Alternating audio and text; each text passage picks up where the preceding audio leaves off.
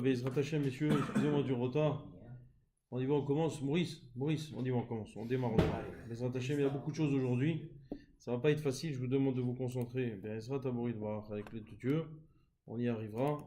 Bezrat Hashem, mais il faut que vous soyez concentrés, d'accord?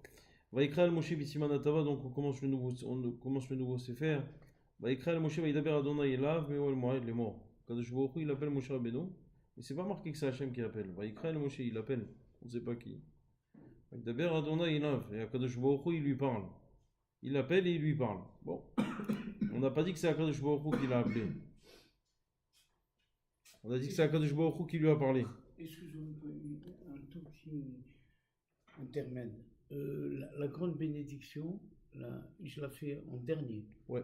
Hein, là, d'accord. Exactement. Merci. Okay. Avec plaisir. Donc, Vaidaber Hashem Elav, Meo el Moed, les morts. Et donc, Akadosh Baruch Hu, il lui a parlé, et Meo el Moed, les morts.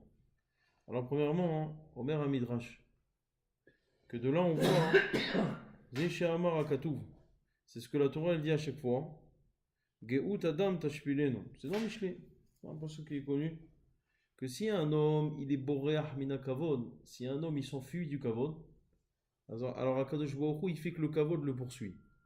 Mais si un homme recherche le kavod, Akadosh Baruch Hu il fait que le kavod s'enfuit.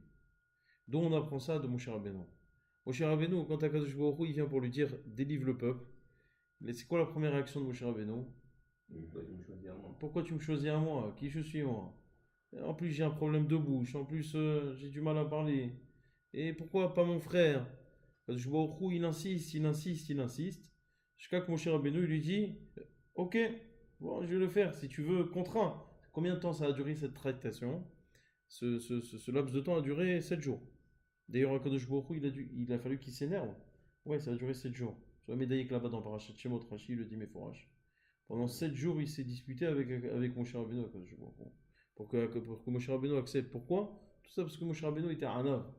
Alors, regardez cette Anava jusqu'à où elle va. On arrive à la fin de Parashat, à la fin du Sefer Shemot. Regardez la Anava de Moshe Rabbeinu. Moshe Rabbeinu il dit Ishtabach Shemot, Akadosh Baruch Hu, tu m'as demandé d'aller sortir les Bnei Israël d'Égypte, j'ai fait ce que tu m'as demandé. Tu m'as demandé de les amener dans le Midbar, de traverser la mer, j'ai fait ce que tu m'as demandé. Tu m'as demandé de faire le Mishkan et de construire le Mishkan, j'ai fait ce que tu m'as demandé. Maintenant, ça y est, on a terminé. Et les Pekuda, Mishkan, Aïdou, Taché, Apuka, Dalbi, Moshe, Avodat, Alvini, Biaditamar, Ben Aaron, Kohen. On a terminé le Mishkan. Ça y est, Moshe Rabbeinu, il est parti, il s'est remis à sa place. Comme si de rien n'était. Et c'est Anava. Regardez la Anava qu'il avait, Moshe Rabbeinu. Jusqu'à Kakadosh Baruch Hu, il dit, va écrire Moshe. Eh, Moshe, tu crois que c'est terminé? Reviens ici. Un homme qui s'enfuit du Kavod, Kakadosh Baruch Hu, il fait que le Kavod le poursuit. Il va jamais s'en sortir. C'est le Kavod qui va le poursuivre. Il dit le Maor Vachemesh, la Hanava de Moshe Rabbeinu, il y a deux types de Hanava. Alors il y a la fausse Hanava. Très souvent les gens, ils croient qu'ils sont quelqu'un. Et quand vous allez leur dire t'es quelqu'un, ils vont te dire non, c'est la personne quand tu veux, tu lui proposes de s'asseoir au Mizrah. Il te dit non, moi je veux rester là, je suis très bien. Mais dans sa tête, il est très content qu'on lui a proposé. Ça, c'est pas une forme de Hanava, ça c'est une forme de mensonge. Qui peut amener des fois à la Hanava. Mais dans la Hanava, il y a deux types de Hanava. C'est quoi? C'est une personne qui est conscient de ce qu'il est. Par exemple, il sait très bien qu'il est Hacham, que c'est quelqu'un qui est baki en Torah, quelqu'un qui est très versé dans la Torah. Il le sait. Mais il n'aime pas les honneurs. C'est pas son truc. Il y a des natures comme ça. Il y a des gens qui n'aiment pas être mis en relief, être mis en avant. Vous êtes d'accord avec moi? Ça existe. Ouais. Ça, c'est la première forme de Hanava. C'est une forme de Hanava, mais c'est pas celle de Moshe. Moshe, il était encore plus que ça. Moshe Rabbeinu, il était sûr qu'il était rien. Ça veut dire qu'il était persuadé au fond de lui qu'il était rien. C'est sur cette Hanava qu'on dit, si maintenant tu fuis le Kavod, alors le Kavod te poursuivra. C'est sur cette Hanava, c'est ça qu'intéresse Akadosh Baruch Hu. C'est qu'un homme arrive à se sentir rien du tout. Moshe Rabbeinu, il a terminé le Mishkan, il a traversé la mer. On va dire, attends, Moshe Rabbeinu, il a fait des Nissim Beniflaot extraordinaires. Évidemment, Akadosh Baruch Hu qui a fait, mais par l'intermédiaire de Moshe Rabbeinu. Moshe Rabbeinu, aujourd'hui, s'il existait en notre temps, il aurait 10 000 gardes du corps. Pour qu'on puisse l'approcher, impossible de l'approcher. C'est pas possible. Aujourd'hui, les rabbinim, ils prennent de l'ampleur, ils ont des gardes du corps. Bon, Moshe Rabbeinu, il a terminé son travail, il est reparti à sa place. Akadosh Baruch Hu, il dit, Vaïkra el Moshe. Il appelle Moshe Rabbeinu. Mais si vous faites attention, dans la Torah, le mot Vaïkra, il est marqué de manière spéciale. Vaïkra avec un Aleph qui est Hazak, qui est petit. Alors, BMN, je me suis toujours cassé la tête. Moi, j'adore ces choses-là. Pourquoi dans la Torah, on écrit petit? Le Aleph, pourquoi il doit être petit? On appelle ça en araméen Aleph Ze'ira. Un Aleph qui est petit. Mais pourquoi il doit être petit? Ah, mais c'est vrai, pourquoi il doit être petit? Hein? Alors, il y a le pied rouge que tout le monde connaît. C'est le pied rouge du Roche. Le Roche, il ramène ça à la Torah. Et dit que Moshe Rabbeinu, il était Anav, toujours dans la même logique que le départ. Moshe Rabbeinu étant Anav, il a dit à Kadosh Baruch Hu Hashem, s'il te plaît, ne marque pas tout ça dans la Torah, que tu m'as appelé, que j'ai une certaine proximité avec toi. Pourquoi marquer tout ça? Est-ce qu'il y a réellement besoin de tout ça? Azakadosh Baruch Hu lui dit, oui, je veux montrer la différence entre toi et Bil'am. Que Bil'am, comment je l'appelle? Vaïkar. Vaïkar. Quand Akadosh Baruch Hu apparaissait à Bil'am, c'était marqué dans la Torah, c'est marqué dans la Torah Vaïkar, c'est pas marqué Vaïkra. Il manque le Aleph. Alors Akadosh Baruch Hu dit à Moshe, il lui dit, toi, je veux marquer la différence. Quand j'apparais à Bil'am, Bil'am c'est quelqu'un qui est tamé. Mais toi, quand j'apparais, c'est parce que tu es Kadosh que je t'apparais. Alors je veux marquer cette différence. Je veux dire Vaïkra. Moshe Rabbeinu dit à Kadosh Baruch Hu, je t'en prie, tu veux marquer cette différence, marque-la. Mais viens, on met un petit Aleph. Parce que ça me dérange. J'ai pas envie qu'on dise ça sur moi. Ça me dérange. Regardez, c'est quelqu'un qui était sûr, convaincu qu'il n'était rien. Ça, c'est la vraie Anava. Et c'est Gdoula. Et c'est ça quoi Kadosh Baruch Hu, il recherche pour diriger le Ham Israël. C'est pas les gens. Regardez Shaoul. Comme ça le Midrash dit. Shaoul, la Torah, elle dit, c'est une expression en hébreu. Comment tu dis en hébreu quelqu'un de timide? Hein? Baishan. Mais en hébreu, il y a une expression. Je demande l'expression. Il y a une expression de dire quelqu'un en Israël. Aujourd'hui, en Israël, quand tu vas en Israël, tu dis pour décrire quelqu'un de timide, on utilise l'expression, ce qu'on appelle Nerba et la Kelim. Quelqu'un qui est caché entre les ustensiles. Vous savez bien ces choses-là. En fait, c'est la Torah Meforeshet dans Shmuel. Quand il s'agissait d'élire Shaoul, Shaoul il est parti se cacher entre les fioles, entre les jarres d'huile, il est parti se cacher. Pourquoi? Parce que Shaoul il était sûr qu'il était rien. Il s'est dit c'est moi qu'on appelle, il a eu honte, il est parti, il s'est caché. Nahba et la Kelim, qui a Kadosh Baruch Hu choisi pour diriger le Ham Israël, c'est toujours des gens qui sont. Et regardez, le Midrash dit regardez l'inverse. L'inverse c'est qui? C'est Avimelech, le fils de Gidron. Tu te rappelles de. Hein? Gidron, tu connais? Comment on l'appelait dans la Torah? Yerubaal. Ok? Ça vous dit quelque chose? Yerubaal. Et donc son fils là, Avimelech, il a choisi le. Lui, toute sa vie, c'était de maîtriser. Toute sa vie, c'était de dominer. Il a tué tous ses frères pour prendre la place de son père. Sauf un. Tu connais toute l'histoire. Et bien, qu'est-ce qui s'est passé à la fin? Il a régné sur la ville de Shechem. Et à la fin, c'est les gens de Shechem qui l'ont haï. Ça veut dire que lorsque tu recherches le kavod s'enfuit de toi. Il n'y a pas de kavod.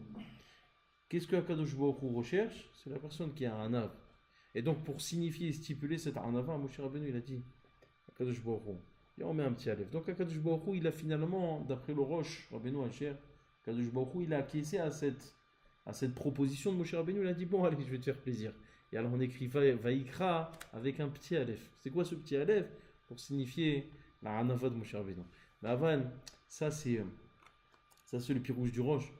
Je voudrais aujourd'hui, justement, ça, c'est quelque chose que tout le monde connaît. Tout ce que j'ai dit maintenant, vous le connaissez. Je vais vous ramener des commentaires qui sont très différents de ce que vous avez l'habitude d'écouter. Et notamment d'ailleurs, c'est le Kliyaka. Rabbi Ephraim Lonchitz. Il donne un pied rouge qui est assez impressionnant, qu'on n'a pas l'habitude d'écouter, mais ça vaut le détour. Pour que vous sachiez déjà, hein, lorsque vous avez un mot dans la Torah, où il y a une petite lettre qui apparaît, la Torah, elle vient te dire la chose suivante. C'est toujours comme ça qu'il faut l'interpréter. La Torah vient te dire, normalement, on écrit Vaïkra. Ça veut dire que le sens, c'est quoi? Vaïkra. Mais si la Torah elle a écrit le Aleph en petit, c'est pour que tu le lises Vaïkar. Ça veut dire pour que tu comprennes aussi Vaïkar. C'est-à-dire que le sens global, c'est ce qui est marqué. Mais le message que la Torah a voulu te faire passer, c'est le mot sans la petite lettre. Alors réfléchissons, il dit le Kliyakar. Qu'est-ce que ça voudrait dire Vaïkar? Alors on sait ce que ça veut dire chez Bilam. Rachid dit Meforach, c'est le premier Rachid de la Torah du Sefer Vaïkra. Que lorsque Akadosh Baruch Hu apparaît à Bilam, à chaque fois on utilise le Lachon, Vaïkar. Pourquoi? Parce que le sujet de Bilam, Akadosh Baruch Hu, ça vient du Lachon froid. Vaïkar, ça veut dire froid. Quand Akadosh Baruch Hu, il apparaissait à Bilam, il apparaissait de manière froide.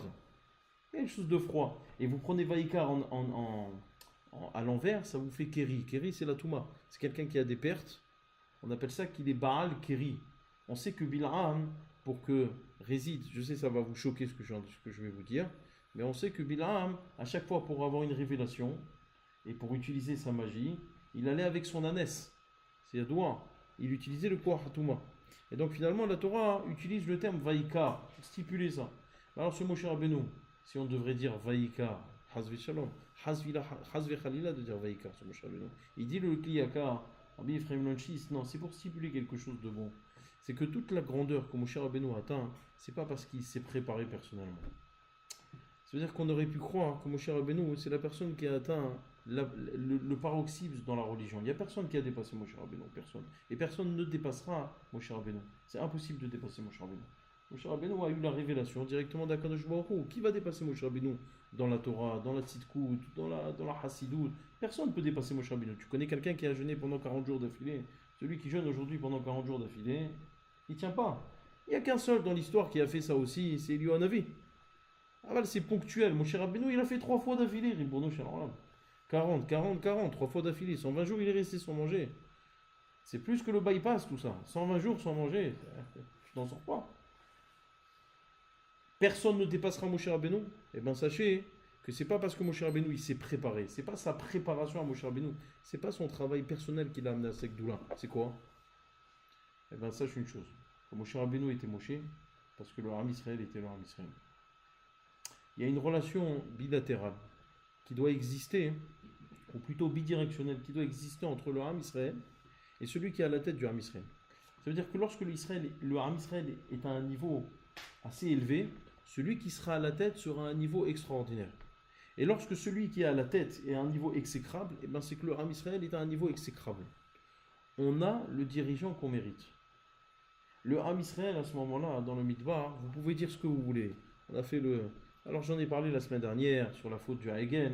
On a vu que c'était pas le Ham Israël qui a initié cette faute. On le sait. C'est pas la faute du Hegel, c'est pas le Ham Israël. C'était qui? C'était le Erev Rav. On l'a dit. Très bien. CF, le cours de la semaine dernière, pour ceux qui n'ont pas vu, voir sur YouTube. C'était le Erev Rav qui a fait cette faute. Donc finalement, alors pourquoi ils l'ont fait? Tout ça, c'est le Harizal Akadosh. Comment ils s'appellent les deux? Comment ils s'appellent? Hein? Le dire. J'ai pas oublié. Il est sous, il est en pression là. Younous, Yambrouz, tu te rappelles plus tout ça? Je me rappelle plus. D'accord. Fais Hazara, mon fils, fais Hazara. Mange trop de couscous. Alors et finalement, le Ham Israël, on peut dire ce qu'on veut, mais à cette époque-là, c'était ceux qui ont atteint l'apogée, ce qu'on appelle Dordéra. Alors je l'avais dit un jour, le gars de Divina, il témoigne sur lui. Il dit comprendre les Rishonim, je peux comprendre les Rishonim. Comprendre les Amoraïm, je peux comprendre un Amora. Le gars en devine là, il disait. Il a atteint un tel niveau qu'il a dit je pouvais comprendre les Amoras. Un Tana, je peux comprendre un Tana. Les Zougot, je peux comprendre les Zougot. Les Zougot, c'était ceux qui sont avant les Tanaïm. Hillel, Vishamay, tous les Shemaya Ve'aftalion, tous les Zougot que vous connaissez. Mais par contre, il disait le Gaon, les seuls que je ne peux pas comprendre, c'est Dordéra. La génération du Midbar. C'est des gens qui ont atteint un niveau inatteignable. Et donc finalement, Moshe Rabbeinu a atteint ce niveau parce que la génération est à un niveau inatteignable. Moshe Rabbeinu a atteint ce niveau. Et c'est ça que veut justement stipuler Akadosh Baruch Hu lorsqu'il écrit le Aleph de Vaïkra en petit, d'après le Kliyaka. C'est pour dire, vous pouvez l'ouvrir, c'est pour dire juste, Moshe Rabbeinu, il a atteint cette proximité où il parlait avec Akadosh Baruch Hu, Vaïkra. C'est quoi Vaïkra? C'est-à-dire qu'Akadosh Baruch Hu, il est proche de lui, Vaïkra. C'est comme un ami qui appelle son copain, une personne qui appelle son ami, qui lui dit ça va, tu vas bien? Là, c'est la même chose, Vaïkra Hashem, Vaïkra Al-Moshe, il l'appelle Moshe Rabbeinu. Là, il lui dit non, Vaïomer là, Vaïdaber. Et il commence à lui parler, et bien sache une chose, si Moshe Rabbeinu a atteint le petit Aleph, il vient te dire, Moshe Rabbeinu, c'est pas par son travail personnel qu'il a atteint un tel degré. Il a atteint ce degré parce que la génération était à ce degré. Ça, c'est la vision du Kliyaka. Pourquoi tu comprends ça dans Vaïkar? Ouais, moi aussi, parce que justement, le mot Vaïkar, ça montre un Vaïkra incomplet. Alors, de la même manière que sur Bil'am, on voulait dire que l'apparition d'Akadosh Baruch Hu chez Bil'am, elle était incomplète. Elle comportait une certaine inclinaison que je nommerais de négative.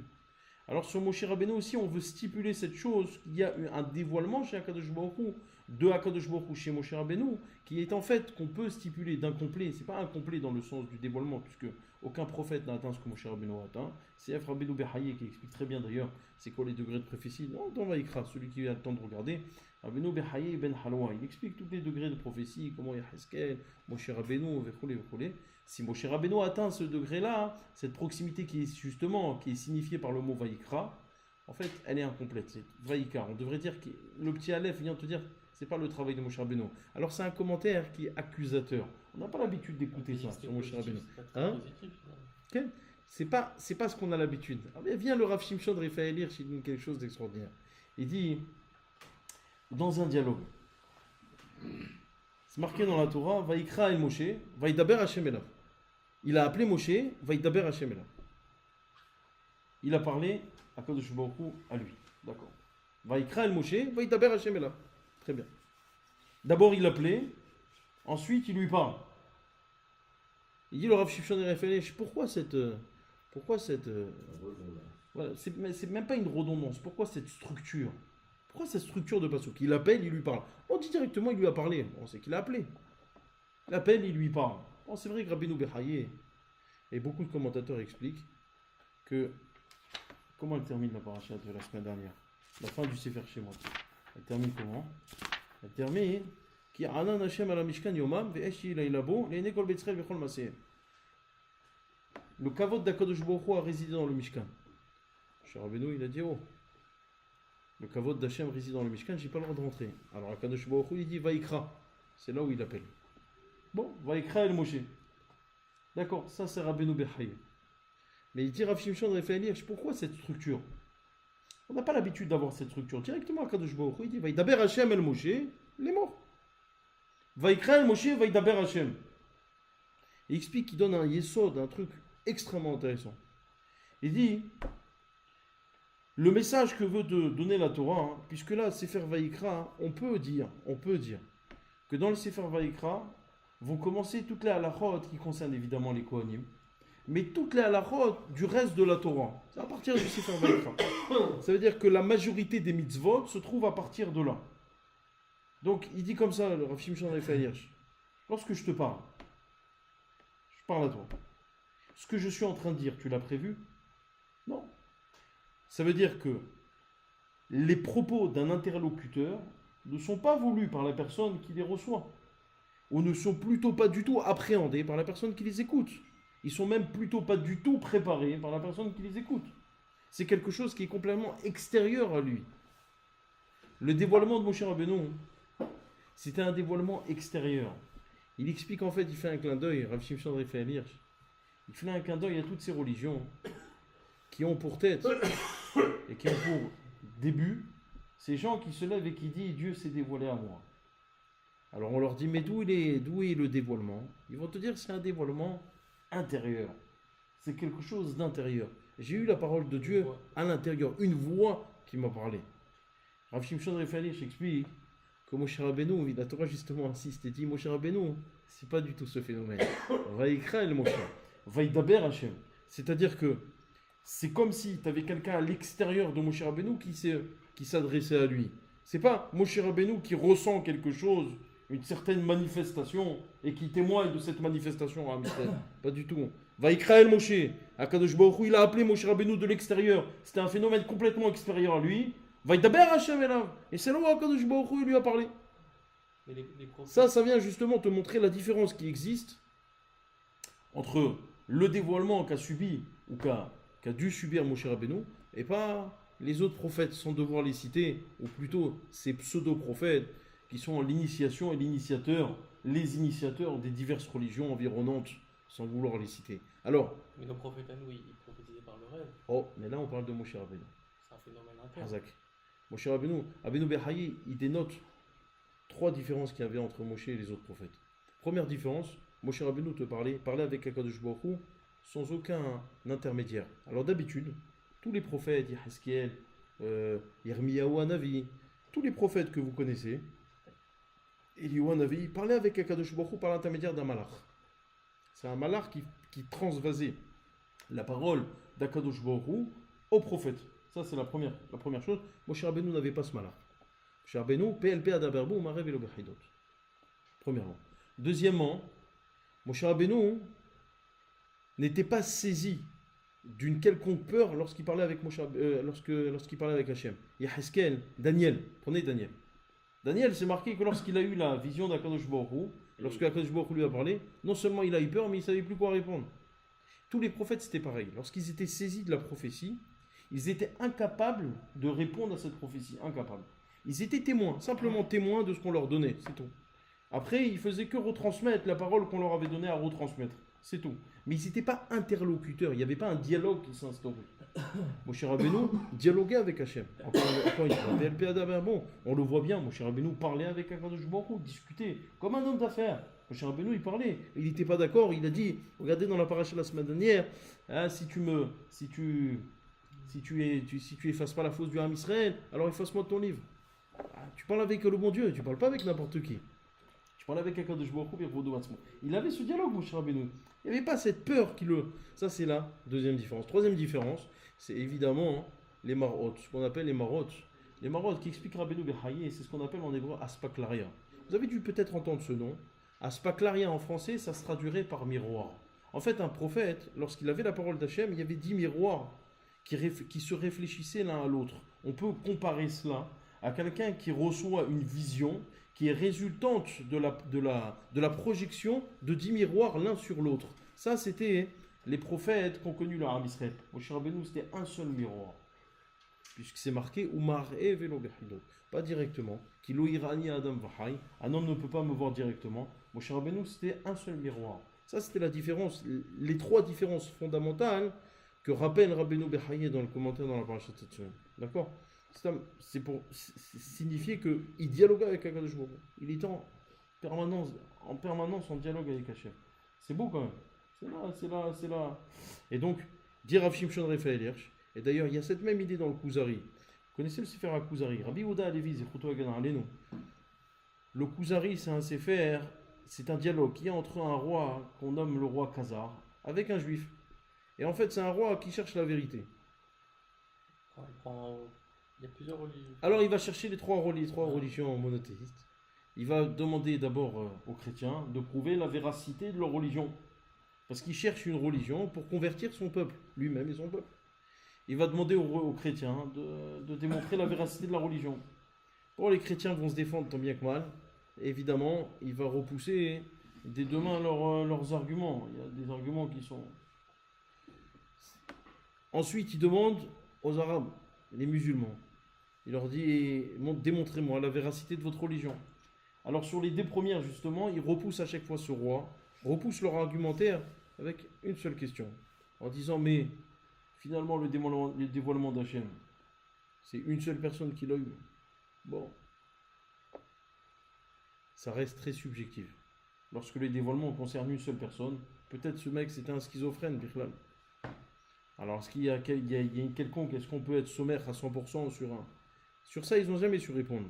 Il vient ce juif, ce Hacham, que Rabbi Yehuda Halevi, en fait, c'est pas que c'est lui, encore une fois, il prend ce rôle-là. C'est un dialogue imaginaire, hein. C'est pas quelque chose de réel. Il prend ce rôle-là, Rabbi Yehuda Halevi, et il défend. Il dit, nous, l'Aram Israël, le dévoilement d'Akadosh Baruch Hu a été à combien de personnes? 600 000 personnes simultanées. C'est pas dévoilé, hein. Akadosh Baruch Hu, c'est pas dévoilé à Moshe Rabbeinu. Akadosh Baruch Hu, c'est dévoilé au Am Israël. Voyez, Red Hashem. Akadosh Baruch Hu est descendu sur la montagne. Il y avait un besoin de se dévoiler. Et on a expliqué d'après Rabbi Moshe al-Sheikh, d'où vient ce besoin de se dévoiler à 600 000 personnes simultanément. On l'avait expliqué ça. Vous vous rappelez? C'est parce que Akadosh Baruch Hu avait besoin de se dévoiler à 600 000 personnes, donc leur donner la madriga de prophète, qu'on est passé par l'Égypte. Tout le but de l'Égypte, c'était ce dévoilement simultané à 600 000 prophètes. Rendre tout un peuple de prophètes. Pour rendre un peuple de prophètes, il faut passer par les 210 ans d'Égypte. Bon, ça c'était tout le développement de Rabbi Moshe al-Sheikh. On n'en revient pas, on revient pas dessus. Là, c'est la même chose, c'est la même idée. C'est pas quelqu'un qui a ressenti un appel de l'intérieur, Jeanne d'Arc. Mskena. C'est pas ça. C'est quelqu'un, c'est Moshe Rabbeinu est appelé par Akadosh Baruch Hu. C'est Akadosh Baruch Hu qui l'appelle. Vaïkra. D'accord, c'est clair ça? Oui? Ok, on avance. C'est bon, je vous sens un peu... Là, vous commencez à affaiblir. Hein. Non, non. Non, c'est bon. Ok, Hazak. Alors maintenant, il y a une autre question en fait. J'en ai parlé au tout début. Je sais pas si vous vous rappelez. Il y a une autre question. C'est l'histoire de... Et c'est pas marqué le nom d'Akadosh Baruch Hu. Vaikra El Moshe. Il a appelé Moshe. Qui a appelé Moshe? Alors là, faites très attention. Faites très attention. Je vous ai dit que Rabbeinu Behaye explique qu'il y a un lien entre la fin de la paracha de la semaine précédente pour te dire que la Torah, normalement, elle est collée. C'est pas plusieurs. La Torah, elle est collée. C'est un seul bloc. Donc, Urvod Ad Hashem Malet HaMishkan. Akadosh Baruch Hu, il a rempli le Mishkan. Vaikra El Moshe. Il appelle Moshe Rabbeinu. Ça, c'est Rabbeinu Behaye. Avalomer Rabbi Menachem Rekanati. À ne pas confondre avec le vin, le Rekanati. Il venait exactement de la même région, évidemment. Son nom, c'est la même région. C'était un Italien, mais c'était un Mekoubal, élève du Ramban. Il explique, il est plus tard, hein, c'est un élève spirituel du Ramban, c'est pas un élève physique du Ramban. Il a vécu environ 150 ans plus tard que le Ramban. Et c'est un grand Mekoubal. Il a écrit un pirouche à la Torah qui s'appelle le pirouche à Rekanati, d'où son nom. Et le Rama Amipano, Rabbi Menachem Azari Amipano écrit un pirouche sur ce Sefer, puisque des fois c'est très difficilement compréhensible ce qu'il écrit. Mais là il est plutôt clair. Dans la paracha de cette semaine, il est plutôt clair. Il explique Rabbi Menachem Rekanati que en fait ça doit être comparé à la paracha de Yitro. Quel rapport? Dans la paracha de Yitro, c'est marqué Akadosh Baruch Hu, il donne les lochot. Ken? Oui, il donne les lochot. C'est la Torah qu'il a donné? Non, il n'a pas donné la Torah. Il a donné les 10 commandements. Qui a donné la Torah? Moshe Rabbeinu. Donc, Akadosh Baruch Hu, il donne les lochot. Ensuite, Ve'el Moshe Amar. Regardez les mots. Ve'el Moshe Amar. Et à Moshe, il a dit Allez El Hashem. C'est pas bizarre. Monte vers Hashem. Ve'el Moshe Amar. Allez El Hashem. Et à Moshe, il a dit qui? Qui a dit? Normalement, c'est Hashem. Et il a dit à Moshe, monte vers Hashem. Il fallait dire, Ve'el Moshe Amar, allez Elai, monte vers moi. Allez El Hashem. Vous n'avez pas trouvé ça bizarre? Moi, j'ai lu ça, j'ai pas pu dormir. Je sais pas pour vous comment vous avez trouvé cette histoire. Mais moi, j'ai trouvé ça bizarre, je comprends. Ve'el Moshe Amar, allez El Hashem. Ok?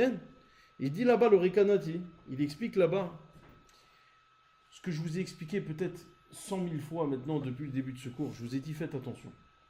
À chaque fois qu'on dit que Moshe Rabbeinu parle avec Akadosh Baruch Hu, faites attention. Qu'est-ce que ça veut dire que Moshe Rabbeinu parle avec Hashem? Tu peux pas parler avec Akadosh Baruch Hu. Tu parles avec qui? Parler avec Akadosh Baruch Hu, c'est la Torah elle-même. Elle te dit Kilo Irani Adam Vahai. Ah non, mais il peut pas avoir d'interaction avec moi. Tu parles avec une émanation d'Akadosh Baruch Hu. Tu parles pas avec Akadosh Baruch Hu. Tu parles avec une émanation d'Akadosh Baruch Hu. Azla, hein, le Rekanati, il explique d'après un Zohar, évidemment, il ne va pas inventer ça. Il explique Ve'el Moshe Amar. Il y a un ange là-bas, en haut, qui est responsable du Olam brillant. Le Olam brillant, c'est le monde qui est juste en dessous de ce qu'on appelle du Olam Hatzilut. C'est le monde où il y a le Gan Eden. Il y a un ange qui s'appelle Même Tête. Je n'ai pas le droit de prononcer son nom. Même Tête. Je ne peux pas prononcer son nom entièrement. Je suis désolé. D'accord, alors on le contracte par même tête. Bon, t'as des problèmes déjà avec les noms, alors qu'est-ce que tu veux que je fasse? Alors on le contracte par même tête. D'accord? Il est responsable de ce monde, mais en fait ce monde c'est un monde qui est juste en dessous le Olam Hatzilut. Je vous ai parlé que Moshe Rabbeinu parlait, je vous ai dit qu'il parlait avec une émanation qu'il y avait dans ces mondes. Et donc en fait, Ve'el Moshe Ama, cet ange-là dit à Moshe, c'est comme ça que le Zohar explique, allez El Hashem, monte vers Akadosh Baruch Hu. Akadosh Baruch Hu il t'appelle. Ça, c'est une des explications. L'autre explication, c'est de dire l'inverse. C'est Akadosh Baruch Hu lui-même, Bervodovatzmo, qui dit à Moshe, Ve'el Moshe Ama, allez à Hachem, va vers cet ange-là, il va t'expliquer ce qu'il faut faire. On a dit qu'il dialoguait pas avec un... Alors voilà, il y a beaucoup de Chachamim qui n'acceptent pas hein, le fait que c'est Akadosh Baruch Hu qui disent à Moshe Rabbeinu, va vers cet ange. Le Créateur ne peut pas renvoyer vers plus petit. Que ça soit l'ange qui dise à Moshe Rabbeinu, va vers Akadosh Baruch Hu, mais Ma'alin Bakodesh, Velomri, c'est pas derrière Chiretz. C'est ça qu'ici il dit le Rekanati, il va écrire à Moshe, va y daber Hashemela. C'est l'ange qui l'appelle. Il lui dit Moshe, viens, Akadosh Baruch Hu, il veut te parler. Va y daber Hashemela. Et là c'est Akadosh Baruch Hu qui lui parle. Comme c'est ça qu'il explique. C'est un donc Al-Pisod, et d'après le Zohar, c'est ça l'explication de ce passouk. Je ne sais pas si vous avez déjà entendu ça. En tout cas, c'est quelque chose qu'il est bon de savoir. On va parler maintenant de la suite. D'abord, El Ben Israël va martalim, Adam qui akriv mikem korban Hashem. Et là, on va parler de la notion de korban. La paracha de Vaikra, c'est la paracha des korbanot. Ok? On appelle ça Torah de Kohanim, parce que c'est la Torah des Kohanim. Mais avant tout, la paracha de Vaikra, c'est la paracha des korbanot. Et les korbanot, tu peux les décomposer en trois. Il y a ce qu'on appelle korban ola. C'est quoi un korban ola? Khalil Tokta. La définition de korban ola, c'est qu'il était brûlé entièrement. Khalil Tokta. Entièrement. Et tu devais ramener Zachar Tamim Yakrivenu. Que des mâles et non des femelles. Le korban ola. Est-ce qu'il y a quelqu'un parmi vous, parmi cette assemblée de 200 personnes, est-ce qu'il y a quelqu'un parmi vous qui sait sur quoi on ramenait un korban ola? En fait, le korban ola, messieurs, sachez qu'il était ramené sur une mahashava qui était pas bonne. Un homme, il avait la mahashava de fauter, la pensée de fauter, il devait ramener un korban ola. Rien que la mauvaise pensée, pas la faute. La mauvaise pensée, il ramenait un korban ola. Et ce korban-là était consumé entièrement. Khalil Tokta, il restait rien. Tu ramenais le korban, tout brûlé. Ça y est. Comme la pensée. Attends, Intéressant. 2 minutes. On va aller doucement déjà. Le deuxième type de korban, c'est celui que vous connaissez tous, c'est ce qu'on appelle le korban hattat. Le korban hattat, c'est le korban à la thune. Le korban hattat, c'est le minak bientôt chez les Tunisiens. Là. Toi, c'est la pchicha, hein. Vous faites de la pchicha? Vous connaissez pas? Comment? Hein? C'est les Jamaïcains qui font, je crois. Non, les Tunisiens, ils font, t'inquiète pas, c'est Kodesh Kodashim chez les Tunisiens, la pchicha. Celui qui ne fait pas la pchicha, il passe une mauvaise nuit. Alors, c'est marqué le korban hatat. Et korban hatat, qui l'a amené korban hatat? C'est quelqu'un qui a fait une faute involontaire. Tu avais fait une faute involontaire, tu ramenais korban hatat. Mais qu'est-ce que tu devais ramener? Que des femelles. Le korban hatat, c'était que des femelles. Mais il y avait une spécificité dans le korban hatat, qu'il y avait un bout qui te revenait à toi, et un bout qui allait au Kohen, et un bout qui était brûlé au misbéach. C'est-à-dire que le korban hatat, tout le monde en profitait. C'est pas que toi, tout le monde en profitait. Ok? Ça, c'était le korban hatat. Ensuite, le troisième type de korban, le korban shlamim était un korban qui était ramené au bon vouloir de celui qui l'amenait. Celui qui voulait bien l'amener, l'amener. Ce korban aussi avait cette spécificité, c'était ou mâle ou femelle, et il était aussi consommé et par celui qui l'amenait, et par le Kohen, et sur le misbah. D'accord? La première question que pose Rabbi Yitzhak Karo, Rabbi Yitzhak Karo, il est décédé en 1494. 1494. Rabbi Yitzhak Karo. Rabbi Yitzhak Karo, il a vécu l'expulsion d'Espagne. Et ce nom, vous le connaissez, Karo. Ne me dites pas que vous ne connaissez pas ce nom. Ah oui, eh ben c'était son oncle. C'était son oncle.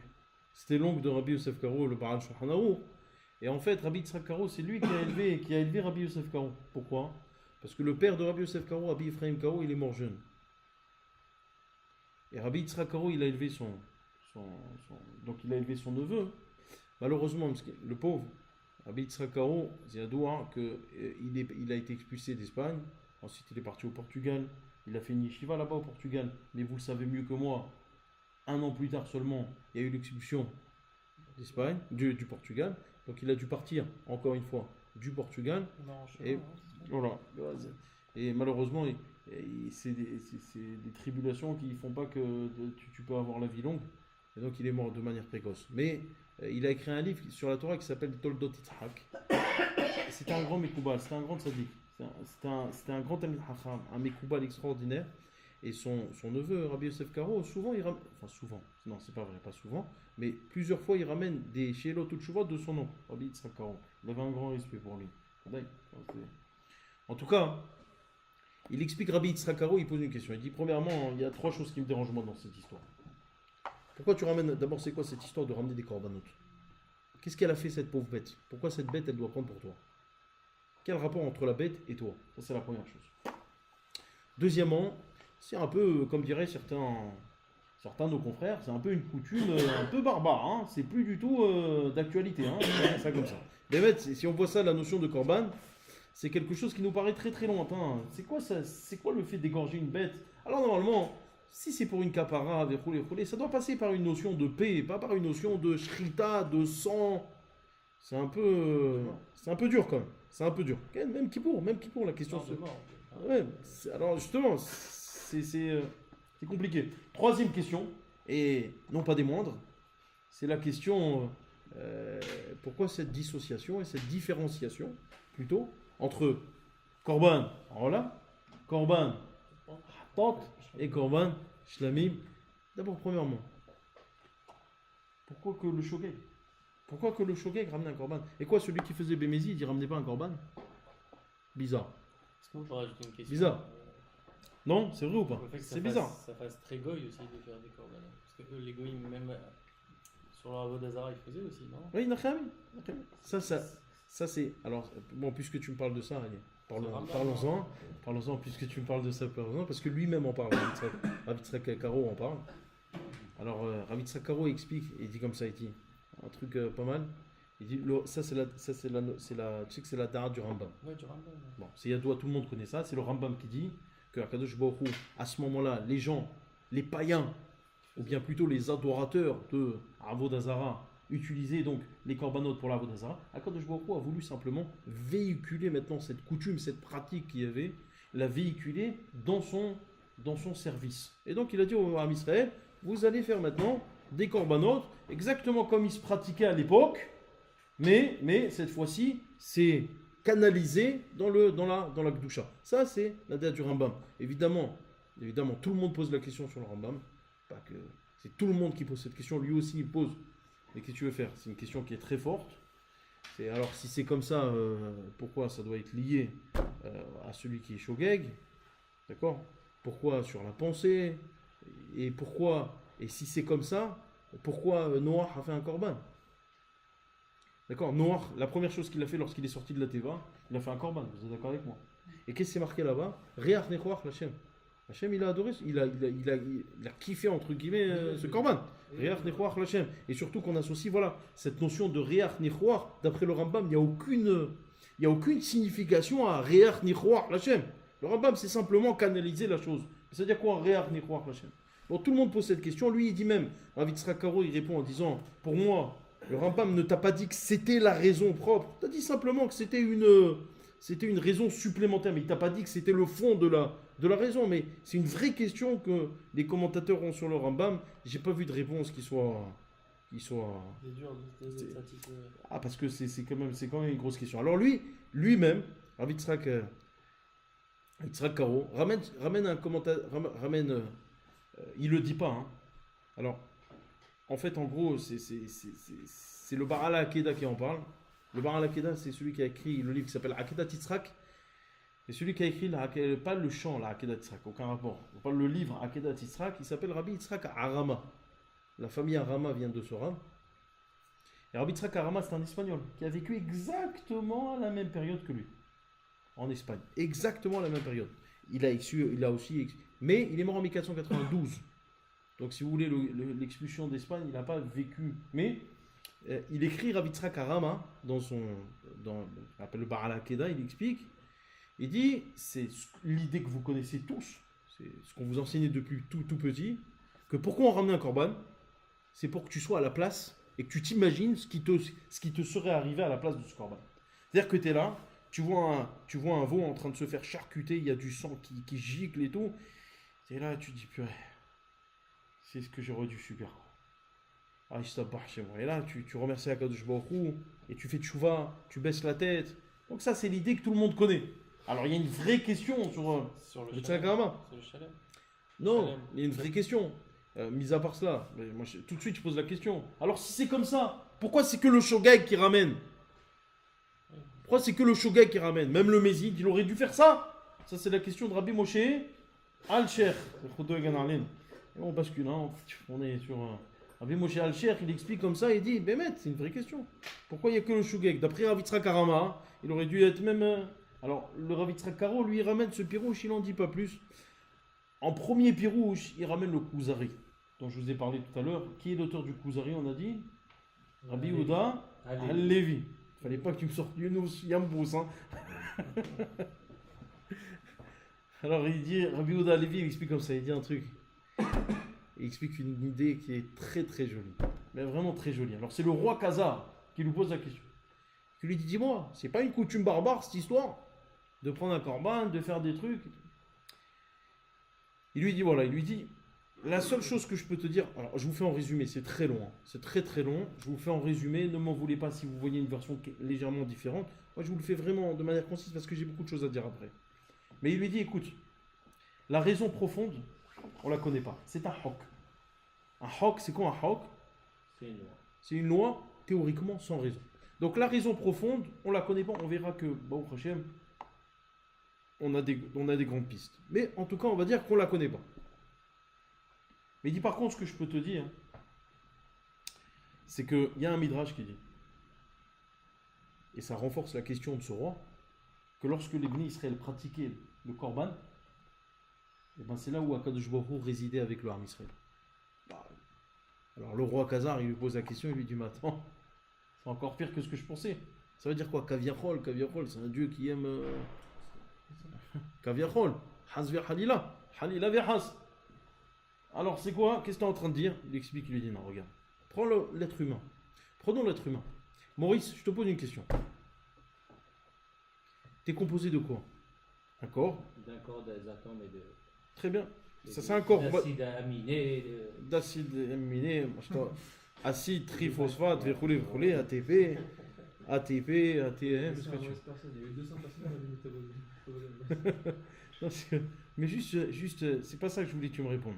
Tu es composé d'un corps D'une neshama. et du neshama. On va dire nous, d'un corps et du neshama. Maintenant, tout le monde pose la question.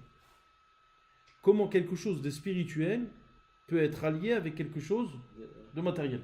Non, théoriquement, c'est l'un et son contraire. La spiritualité n'a pas de place dans la matérialité. La matérialité n'a pas d'interaction avec la spiritualité. Alors comment, finalement, tu peux m'affirmer avec certitude que tu as une neshama alors que tu es quelqu'un de matériel? Non, c'est pas péjoratif, hein, mais quand je dis... Ça veut dire qu'on est fait de matière. Comment on peut dire qu'il y a une neshama qui nous habite? La pensée, là. Pensée. La Ouais, neshama, c'est infini et dans un corps. Justement, ta conscience, c'est un limite, neshama. plutôt. Je vous l'ai dit plusieurs fois, la conscience d'un homme, c'est la neshama. Ça veut dire votre conscience, c'est votre neshama. C'est pas le cerveau qui est votre conscience. Votre conscience, c'est votre neshama. D'accord? Toi, tu t'appelles comment? Gez? Eh ben, là, cette manière de penser que tu as, voilà, cette vision que tu as autour de toi, à ce moment-là, à cet endroit, C'est pas Guess qui pense. on ne sait pas ce que... Non, mais je veux dire, ta conscience, à ce moment-là, c'est un neshama. Tu savais? Oui, tu savais. Toi, c'est un neshama. C'est-à-dire que tu dois t'imaginer qu'après 120 ans, lorsque tu vas quitter ce corps, après 120 ans, je dis après 120 ans, t'inquiète pas. Après 120 ans, comme ça, allez, après 120 ans, et ben en fait... Quand tu en auras marre. C'est-à-dire que lorsqu'un homme, Stam, je fais une parenthèse, lorsqu'un homme est aveugle, par exemple, lorsqu'il meurt, il retrouve la vue. Vous savez ça? Non? Pourquoi? Parce qu'en fait, la conscience qu'il a toujours, qui ne change pas, il n'y a rien qui change. Hein, quand quelqu'un meurt, il n'y a rien qui change. C'est sa conscience, en fait, n'habite plus ce corps. Si elle n'habite plus ce corps, elle est plus limitée par les limitations du corps. Donc elle retrouve la vue. Non? C'est genre. Non, c'est très facile. C'est comme si tu prends quelque chose qui fait vivre quelque chose, donc tu l'enlèves, la chose qui dépendait de cette chose pour vivre, Qui limitait la chose. elle n'existe plus, elle meurt, mais cette chose qui est là, c'est la même, elle n'a pas changé. Non, mais Non. Pas du tout. Pas du tout. La neshama a besoin du corps pour l'habiter, attention. Non, elle a pas dit- elle a pas C'est là où j'en viens. La neshama a besoin du corps pour l'habiter. Mais la neshama, elle n'est pas liée, c'est-à-dire elle est Elle n'est pas indépendante. finie. Elle n'est pas finie. Voilà, elle est indépendante du corps. Ses interactions Du corps. sont indépendantes du corps. Mais elle a besoin du corps pour l'habiter. Ça oui. Ça c'est évident. C'est un récipient. C'est évident. C'est la raison pour laquelle on te dit qu'au Har Sinaï, c'est comme ça que vous devez comprendre. Qu'au Har Sinaï, lorsque le Ham Israël a reçu la Torah, c'est marqué Vechol ha'am roim et hakolot. Que tous les Bnei Israël voyaient les voix.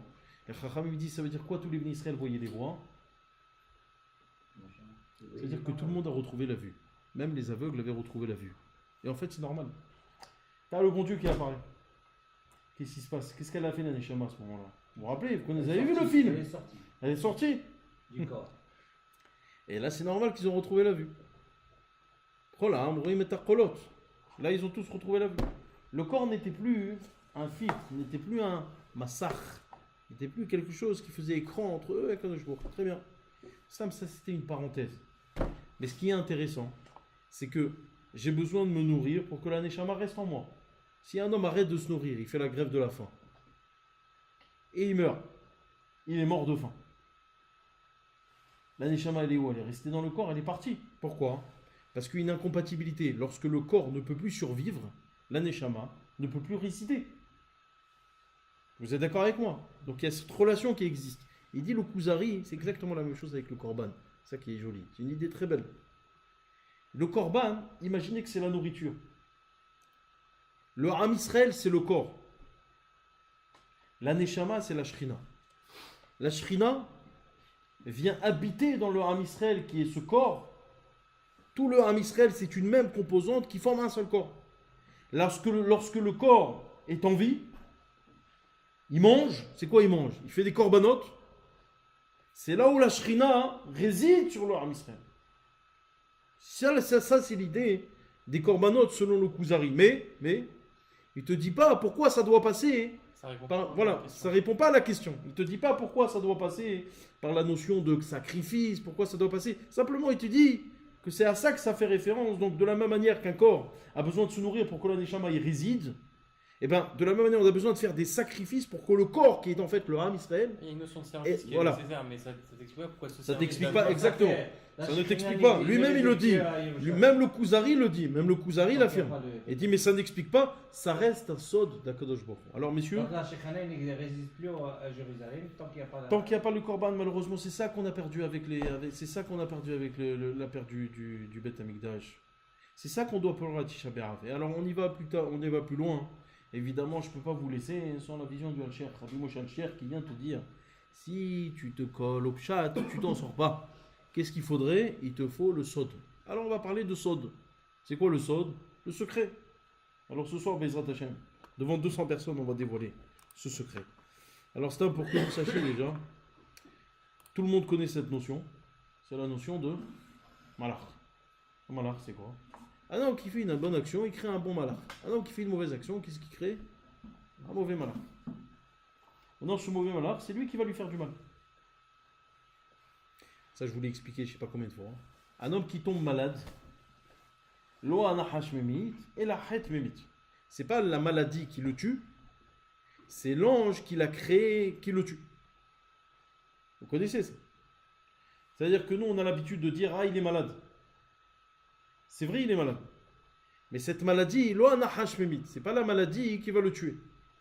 C'est l'ange, les anges, les milliards d'anges qu'il aurait éventuellement créé par ces avérotes qui vont malheureusement lui faire du mal. Ça, c'est la maladie. C'est comme ça que le Harizal HaKadosh décrit la maladie. Lorsqu'une maladie apparaît, c'est simplement la manifestation de la permission qu'ont reçue ces anges de te faire du mal. C'est tout. C'est-à-dire que HaKadosh Baruch Hu, pendant des années, il les retient. Il leur interdit de faire du mal.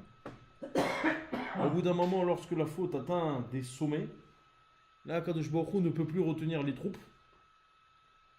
Et qu'est-ce qui se passe? Il se défoule. C'est la maladie. Je ne parle pas de ces gens, de ces enfants qui ont subi des maladies, tout ça. Ça, c'est des tikkunim. Je ne parle pas de ça. Pas simplement, moi, la personne qui est âgée, monsieur... Bon, il a la maladie. Cette maladie, dit le Harizal HaKadosh, sauf s'il arrive à la madriga de Tzadik Gamour. Si la madriga de Tzadik Gamour, là, c'est ce qu'on appelle Isurim Shel Ahava. HaKadosh Baruch Hu le fait souffrir. Pourquoi? Pour augmenter son capital là-haut. Mais bon, aujourd'hui, il n'y a pas de Tzadik Gamour. Ça, il faut le savoir. Tous les Isurim qu'on a, c'est nos fautes. On ne peut pas dire à HaKadosh Baruch Hu, Hachem, quand quelqu'un il est malade, il a la grippe. HaKadosh Baruch Hu, je savais que tu m'aimes. C'est lui qui n'a pas encore compris. Il n'a pas compris que c'est pas... Non, S'il a la grippe, c'est on a donné la permission à Malard de lui mettre la grippe. Maintenant, ça va se matérialiser par la grippe. Mais la grippe, c'est ça, la Gemara, elle dit dans Maseret Gittin. Ça dit. Un truc très très intéressant.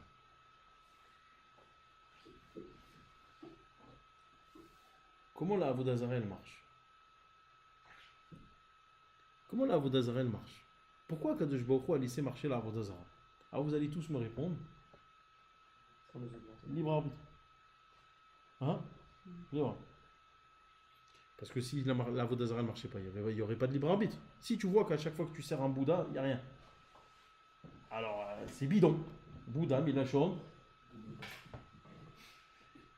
Mais, non, Stam, c'est vrai. Qu'est-ce qu'il a fait à Kadosh Baruch Hu? Il a fait que la Avodah Zarah elle marchait.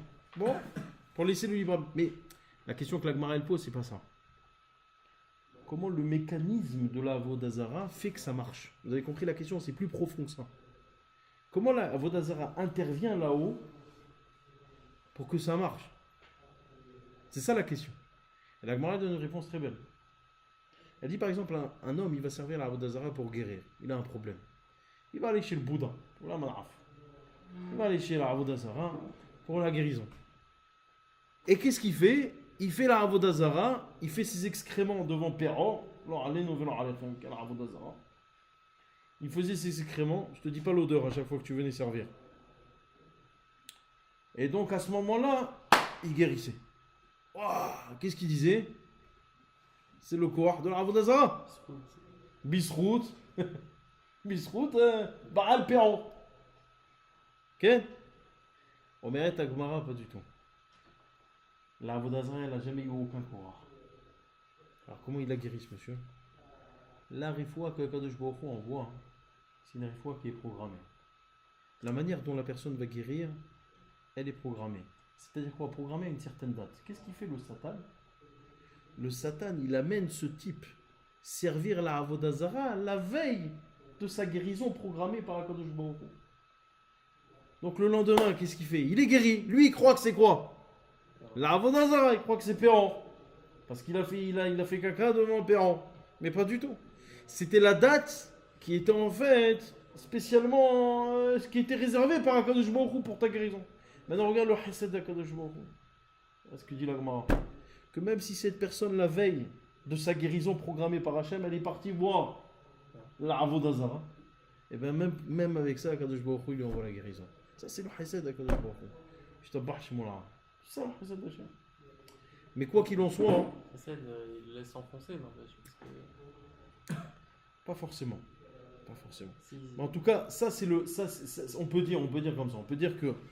Ça c'est le Hari qui explique de toute façon. Que la faute, la maladie intervient. Pas que la maladie. Tous les problèmes qu'un homme peut avoir dans sa vie intervient à cause de ces anges qui ont été créés par Serverot. Maintenant, sache une chose. Que le Korban te permettait de tuer ces anges. Comme ça, il explique le Hacher. Tu tuais ces anges. Extraordinaire. C'est-à-dire, qu'est-ce que je faisais? Moi, je prenais une bête. Maintenant, fais attention. Il y avait un processus qu'il fallait respecter. Lorsque tu amenais, maintenant, on va prendre le Korban Shlamim. Korban Rola. Qu'est-ce qu'on a dit, le Rola? On a dit ça venait sur quoi? Les mauvaises pensées. Comment tu faisais le Korban Rola? Tous les Korbanot, c'était la même chose. Tu prenais la main, tu mettais sur la tête du Korban, tu appuyais. Gmarel dit attention, hein. Techef, la smicha, shahita. De suite après que tu as appuyé, il faut tout de suite aller faire là. Il ne fallait pas laisser d'intervalle entre le moment où tu appuies et la shrita. Pourquoi? Il dit, ah ben moi, c'est très simple. Le fait de prendre un korban et d'appuyer sur sa tête, qu'est-ce que je suis en train de faire? Eh bien, je suis tout simplement en train de mettre ce malhar que j'ai créé à cause de mes fautes, le faire transvaser dans cette bête, en appuyant comme ça. Je le faisais transvaser dans cette bête. Et tout de suite, qu'est-ce qu'on faisait? On l'amenait au misbeach et on brûlait. Qu'est-ce qu'on faisait en brûlant? On le tuait. On tuait ce malhar. Pourquoi il n'y a pas choqué? Oh, Hazakoubalou. Pourquoi c'est que Shogeg? Pourquoi il n'y a pas Mézid? On met Rabbi Moshe Al-Sher et c'est là où ça devient problématique pour nous. Il dit Rabbi Moshe Al-Sher, ce stratagème-là de marcher, que s'il y a une des deux composantes de la faute, à savoir, oh là, c'était lorsque tu avais pensé à faire une faute, mais tu ne l'as pas faite. Et Khatat, c'est lorsque tu l'as fait sans penser. C'est le Shogeg. Mais lorsqu'il y a les deux composantes, le malheur créé est tellement fort que ça ne suffit pas d'appuyer. Pas de solution. Il n'y a pas de solution devant toi. Il n'y a pas. Ça n'existe pas. Ça, c'était le korban. Donc lorsque j'avais une des deux composantes, alors il dit comme ça. Rappelle-toi. La pensée, c'est quoi? C'est la partie la plus élevée. C'est la partie la plus forte de la neshama. Donc une pensée, comme la pensée c'était fort, on a dit c'est le korbanola, il fallait le consumer entièrement. Khalil Tokhtar, tu devais rien laisser. Surtout, ça devait être un mal. Le mal qui représente la force. Qui montait sur le misbéa. En revanche, sur le maasé, qui est la partie la plus basse, le maasé qui fait référence à ce monde, mais sans kavana, qu'est-ce que tu ramenais? Une femelle, et tu consommais une partie de cette bête. Pourquoi? Parce que la faute était moindre. Et c'est toujours ce qu'on dit, malheureusement. Celui qui faute avec la pensée, c'est plus grave que celui qui faute avec l'action. Pourquoi? Parce que la pensée a une interaction avec le monde les plus élevés. Mais l'action n'a une interaction que avec ce monde. Mais pas seulement. Même une personne qui fait une faute avec l'action mais pas la pensée, il va aussi salir sa neshama. C'est la raison pour laquelle le Kohen consommait et toi-même tu consommais. Et que le Misbéach aussi consommait. C'était aussi pour réparer à chaque fois les trois domaines, puisque les trois domaines sont touchés, c'était aussi pour réparer cela. Et donc il explique Rabbi Moshe Alcher, le korban venait simplement, qui sont en fait Mahashava, Dibour, Maasé. Donc le korban venait, je le fais en raccourci parce que j'ai pas trop de temps, je ne veux pas être trop long. Donc le korban venait pourquoi? Le korban venait surtout pour exterminer ce malheur que tu crées. Donc c'est un mec qui t'arrête dans le métro, ligne 5. D'accord? Il te dit pourquoi il y avait du korban chez vous les juifs, vous êtes des barbares. Tu réponds, tu lui dis Habibi, avant de nous traiter de barbares, essaye de comprendre ce qu'est le ta'am. C'est qu'en fait on transvasait dans cette bête qui était un Baal Hay. Cette bête qui n'était pas n'importe quoi. Cette bête qui fait en fait référence au koah BMI, au côté animal que vous avez en vous. Qu'est-ce qui a amené l'homme à la faute? C'est ce côté animal qui est en lui. Le rap de Hud, c'est pour ça si on fait Exactement. les matzot et tout ça, c'est le côté végétal. Tout à fait. Donc finalement, c'est ce côté animal qui vous habite. C'est ça qui vous a amené à la faute. La preuve. En adam hoté et la bemi shinichnas bo ruach shtut. Un homme ne faute que s'il a reçu un vent de folie. Ça veut dire folie. Il est devenu fou, mais pas du tout. Il était conscient, ce mec. C'est pas vrai, je l'ai vu. Il a buté quelqu'un, je l'ai vu. C'était quelqu'un de conscient, c'est pas vrai. Non, ça veut dire quoi, shtut? Ça veut dire que le côté animal de sa personnalité a repris le dessus. C'est ce qu'on appelle le shtut. Alors tu ramènes une bête. Tu t'es comporté comme un animal, tu ramènes cet animal. Mais malheureusement, on n'a plus le Beth Amikdash. Où ils sont ces malachim? Ils sont là. Alors il y a Tfila. Hazak. Et Zoï Avoda, Shi Balev, Zot Tfila. Qu'est-ce qui remplace aujourd'hui les korbanot? C'est ta Tfila. Shahrit, Minha, Arvit. Ça, c'est ta Tfila qui va remplacer finalement le korban. Mais, malheureusement, il était beaucoup plus facile de ramener un korban que de faire une Tfila. Je t'explique. Le korban, ça ne devenait jamais un automatisme. Ça ne pouvait pas devenir un automatisme. Pourquoi? Parce que tu ramènes un korban. D'abord, ça coûte de l'argent. Et quand un juif il est touché dans son portefeuille, je peux te dire qu'il réfléchit à 3 fois avant de refaire la même bêtise. D'accord? Parce que Bekiso, Bekaraso, Bekoso. Tu reconnais une personne avec son portefeuille, Kiso, Karaso dans sa colère, ou Bekoso avec du vin. Donc un homme il réfléchit à 2-3 fois. Et ensuite, surtout, le gros problème, c'était quoi? Et ça, on n'en parle pas beaucoup dans la Torah, mais c'est un vrai problème. C'est que tu ramenais le korban. À qui tu le ramenais? Toi, tu n'avais pas le droit d'aller sur le misbéach. À qui tu le donnais? Et le Kohen disait, hein? Là, tu ramènes un korban. Venez, on va écouter. Viens. Pourquoi tu ramènes un korban? Alors l'autre, il était comme ça. Il dit, qu'est-ce que t'as fait? Hein? Et c'était la boucha. C'était la honte. C'était terrible. C'était pas n'importe quoi. Il y a un Admour qui racontait comme ça, qui racontait à ses élèves. Il était capable, je ne me rappelle plus le nom du Admour, c'est un raf très connu, je ne me rappelle plus le nom. Il disait à ses Talmidim, à ses Hasidim, moi je connais tous mes Gilgoul. Tous mes Gilgoul jusqu'à Dordéa, je connais. Et c'était quoi? Ah, au temps du Beth Amikdash, c'était quoi? Il a dit, je vais vous dire. Au temps du Beth Amikdash, je m'appelais Rabbi Zousha. C'était mon nom. Ah oui? Et alors, t'es revenu en Gilgoul? Il leur a dit, oui, je vais vous expliquer pourquoi. Parce qu'un jour, j'ai transgressé Shabbat Beshogeg. Il est revenu en Gilgoul parce qu'il a transgressé Shabbat. Il lui a dit, mais qu'est-ce que t'as fait? Il a dit, j'ai transgressé Shabbat sans faire exprès. Et alors, je suis venu devant le Kohen, je me rappelle. Je suis arrivé au Beth Amikdash, j'ai payé de l'argent. Mais le pire, c'est que je suis arrivé devant le Kohen. Et le Kohen, il m'a dit, toi, Rabbi Zousha, tu as fauté. Waouh, waouh. Et j'étais là honte devant tout le monde.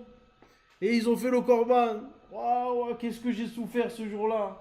Alors il est venu et dit, attends, avec tout ce que tu as souffert, tu es revenu en Gilgoul. Il leur a dit, vous savez pas ce que c'est que transgresser Shabbat Beshogeg. Sans vouloir vous faire peur. Vous savez pas ce que c'est que transgresser Shabbat Beshogeg. Pour tout ça, tu es revenu en Gilgoul. Bon, c'était pour la petite histoire. Bonne nuit. J'espère que vous allez passer une bonne nuit. En tout cas, quoi qu'il en soit. Quoi qu'il en soit, c'était ça, Béhémet, le Korban. Ça veut dire que tout ce processus-là t'a amené à perdre tous ces anges-là. Mais aujourd'hui, on n'a pas ça. On vient à la synagogue, on fait la tfila, ça devient un automatisme. Alors que Béhémet, la Gemara dit dans Masechet Brachot, un homme qui rentre à la synagogue, il doit être rempli de peur, de crainte. Et il doit faire cette tfila Bekovet Roche, la tête baissée. T'as des gens qui viennent, ils sont déjà la tête levée quand ils viennent à la synagogue. Baisse la tête. Il faut sentir ce qu'on appelle béret tête. Il faut sentir un tremblement. Tu viens pas devant n'importe qui. C'est comme si on rentrait au Beth Amikdash. Et si Béhémet, tu es dans cette logique-là, alors c'est exactement le même. C'est le même effet qu'un korban. Pour vous dire d'ailleurs sur un commentaire du Ben Ishraï, et avec ça je termine, Bezrat Hashem. C'est marqué comme ça dans la paracha. Hein. Pour ceux que ça intéresse, je vous donne le passou. Le passou qui dit comme ça. Si maintenant un homme a fauté, mais il a fauté au Kodesh. D'accord? Il n'a pas fauté, c'est-à-dire il a fauté par rapport au Kodesh. Autrement dit, il a profité de quelque chose qui est Gdesh.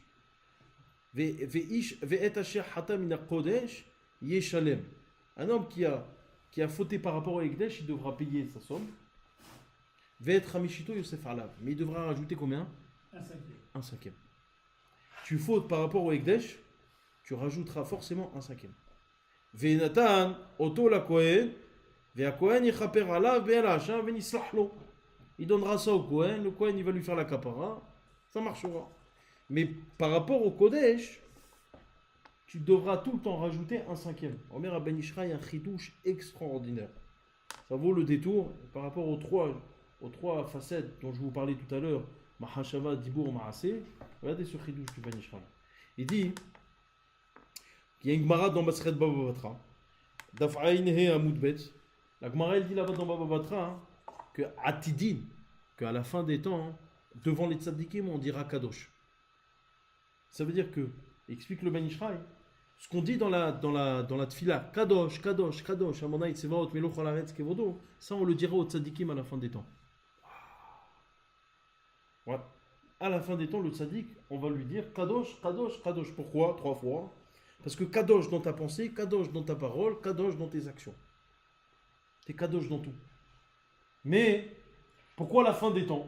Ah, t'as des gens qui ont atteint cette madriga à Meknes. Ils ont atteint cette madriga, Misnah.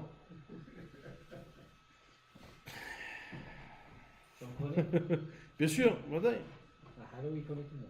Il y avait des grands tzadikim avec Meknes, qu'est-ce que tu crois? Il dit le Ben Ishraï, tu peux être le plus grand tzaddik, mais tant que le Mashiach il n'est pas là, il va y avoir toujours un manque dans une des 3 facettes.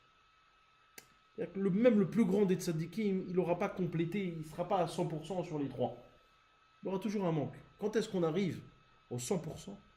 Eh bien ça, pour arriver à cette madriga, c'est la madriga de David. Pourquoi David? Omer David, Vilibi, halal bikirbi. Mon cœur est un cadavre en moi. C'est quoi cette histoire? Il avait des problèmes cardiaques. Omer David Amelech, Vilibi, enlev et la yetzerara. Vilibi, mon yetzerara, halal bikirbi. C'est un cadavre. Je l'ai tué. Je lui ai fait la shrita. À la fin des temps, on va prendre le malach hamavet, on va lui faire la shrita. Ok? Comment tu dis la shrita en hébreu? Comment tu dis la shrita? Ouais, non mais comment tu expliques? On appelle ça tabah. Tabah. Tabah. La milachon viha, le vrai.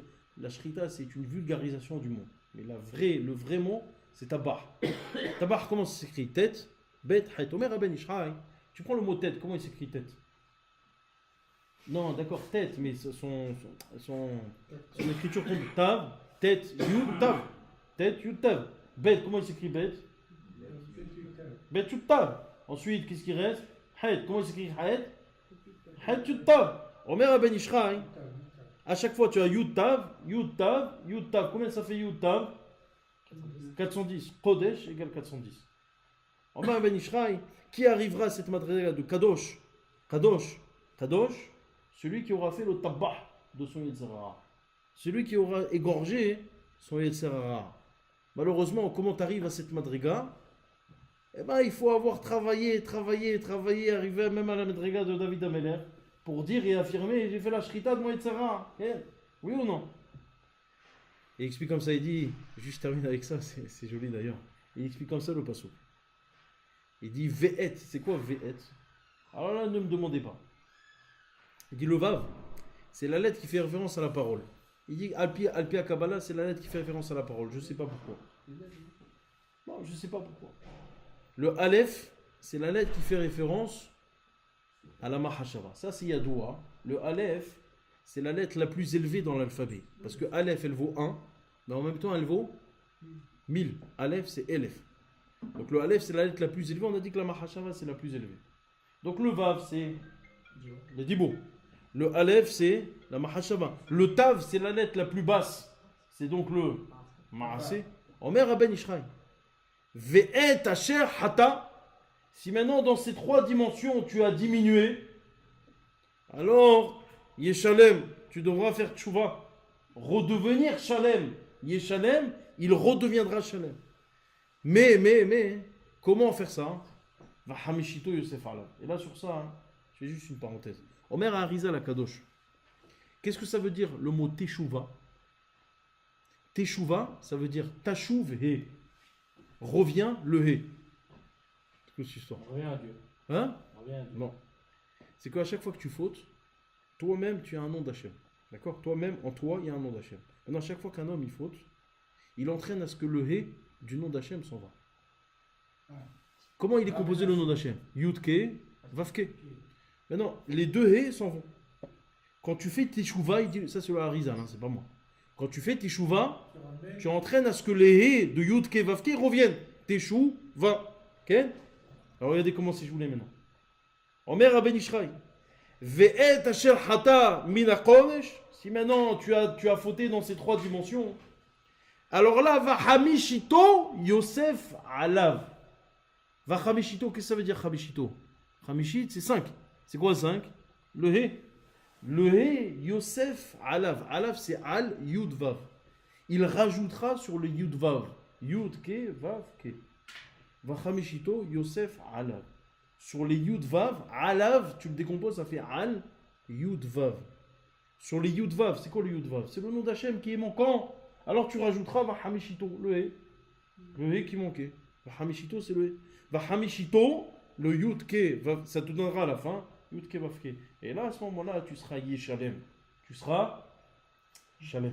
Alors, Be'ezrat Taborid Barach, Bimera Be'avenu, qu'Akadosh Baruch Hu il fasse, qu'on soit Shalem, qu'on soit Shalem, et qu'on arrive à cette période du Mashiach, Be'ezrat Hashem. Et sur ça, on fera ce qu'on appelle la Dviha du Yetzirah. Et Roenenu, Ve'ismach Libenu, Ba'agala, Bizman Tariv, Yemramen. C'est ça, Kouba.